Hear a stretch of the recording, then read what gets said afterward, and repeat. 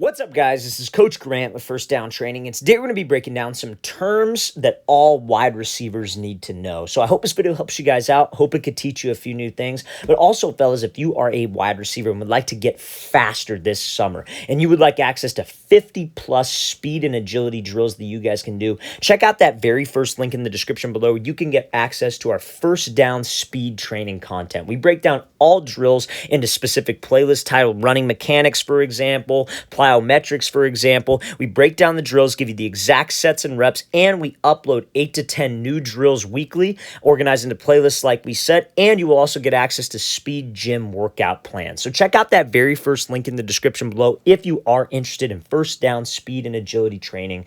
Let's get started with this video. So the first term that we are going to be going over today is called a kickstep. So what is a kickstep? Is this something that you should use? Is this a false step? You might hear other coaches talk about this. You might hear myself talk about this. What does this exactly mean? So that's what we're going to be going over. So a kick step is something you would use to create explosion out of your stance as a wide receiver. Now, a lot of old school wide receiver coaches are going to say that this is a false step. Some coaches at your school might even say that you are not allowed to use this. You just have to get off the ball. But when you watch NFL wide receivers, so many of them. I'm talking Davante Adams, Justin Jefferson, Keenan Allen. I'm talking the best route runners in the game. All use this step to be able to create energy off the line. Because you have to understand when you're going up against a DB who is extremely talented, right? And every single DB, I would say, at the college level, at the NFL level, especially Division I college level, is fairly talented. DBs receive a lot of criticism, right? Like I'll post a video talking about Jair Alexander and then a DB on like another team like the Cowboys or whatever, and people say, oh, you can't compare those guys. Well, the other guy sucks. It's like,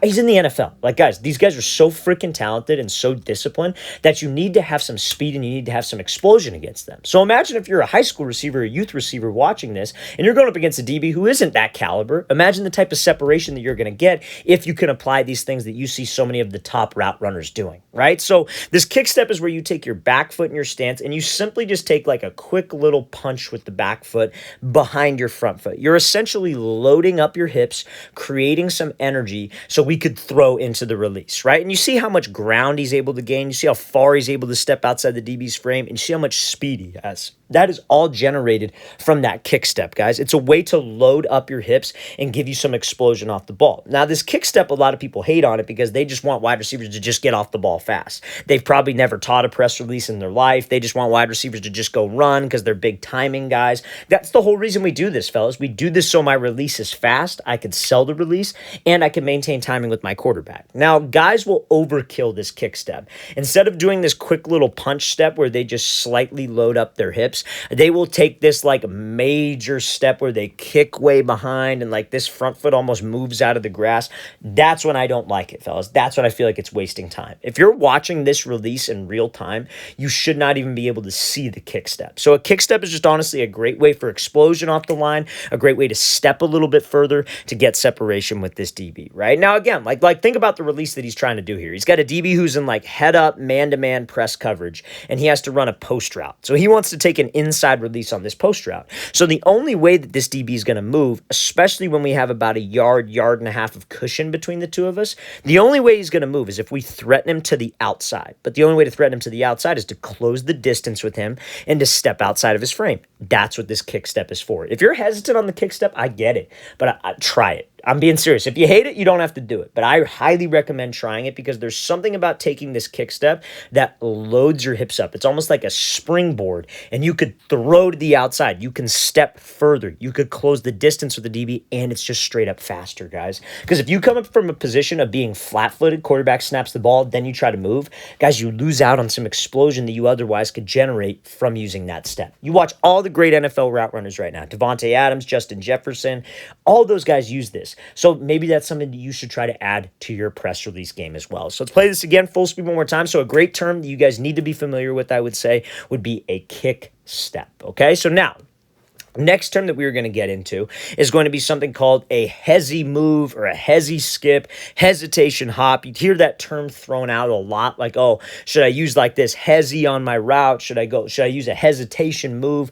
What does that exactly mean, and what is the technique behind that? So when you would want to use like this little hesitation skip that this receiver does here. So watch what he does. So you see how he takes a step with his left foot and he almost takes like a little hop on the same foot. So that little skip is just honestly like, and again, that's another thing that a lot of old school wide receiver coaches do not like. But you see, route runners getting more creative. You see guys like Justin Jefferson, again, Devontae Adams, again, Cooper Kupp, Keenan Allen, all use this type of like hesitation move. Now, why are these guys doing it? And they're doing it to kind of try to change up the tempo of their route and change up the DB's tempo or his read on us. Because as the game goes on, fellas, like this DB is eventually going to get our speed down. If we are only playing at just one speed over and over and over and over again, he's eventually going to start to read that speed and be able to kind of predict what I am doing. So this hesitation move is just kind of a way to keep him honest or to build off of other routes that you might run, right? So it's just a little skip to change tempo, but we have to make sure that we don't overdo it. I've seen a lot of wide receivers, again, overdo this move. They come off the ball, they'll do this little skip, and they do this weird ass like twirl with their feet, and they're doing something weird with their hips, and then they run a route, and it takes 8 hours for them to get out of the break. We can't be that guy. It's a quick little hop. It's like a double step. So if you're trying to hesitate on the left foot, like how this receiver is, you go one, you take a left again, then you get up into the break. If you want to hesitate on the right foot, you would step with the right foot again, then we get up into the route. This is something that I used to never teach because I felt like it was something that you couldn't really teach. But over time, I've kind of changed my thoughts on this because I feel like it's just easy. It's like you just take a double step. And when you start to feel it, you start to get more comfortable with it. Guys, a lot of things start to change in your game. You start to get way more comfortable with this type of stuff. So why did this receiver decide to use this against this specific look here? So he has to run a post route, right?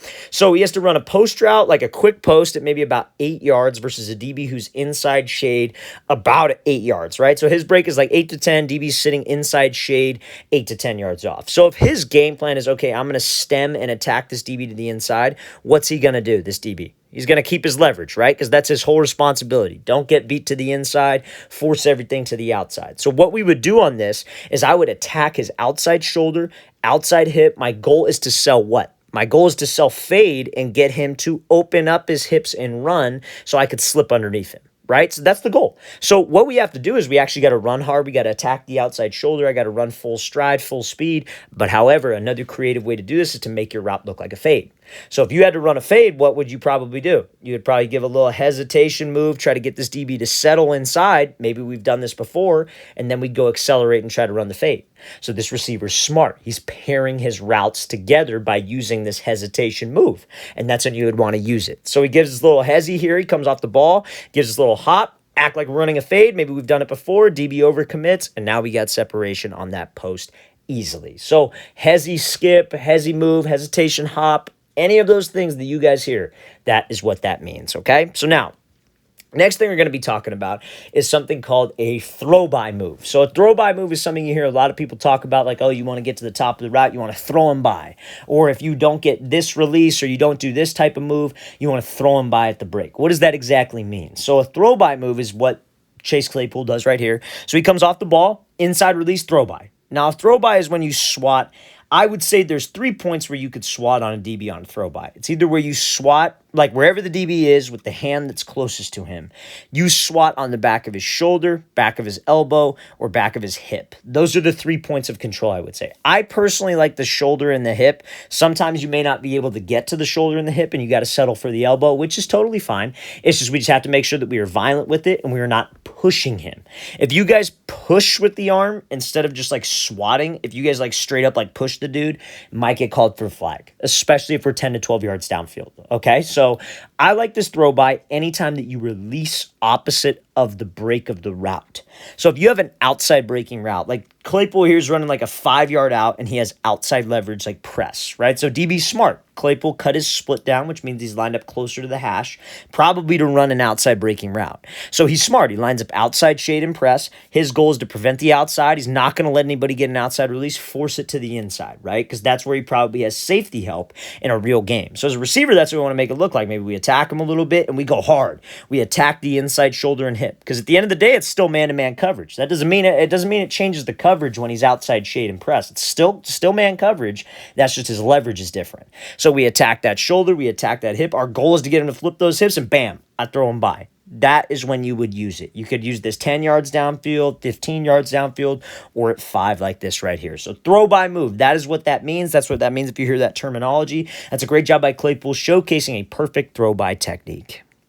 All right, fellas, I really want to thank you for watching. I really appreciate it. If you have any questions at all, don't hesitate to leave those in the comment section below. Always appreciate the feedback. It's always great to hear from you guys. And again, fellas, if you would like to get faster and want 50+ speed and agility drills all broken down into categories for you guys with the exact sets and reps to follow, check out that very first link in the description below. We'd love to get you on that. We'd love to help you guys improve your speed. Again, very first link in that description below. I'll see you guys next time.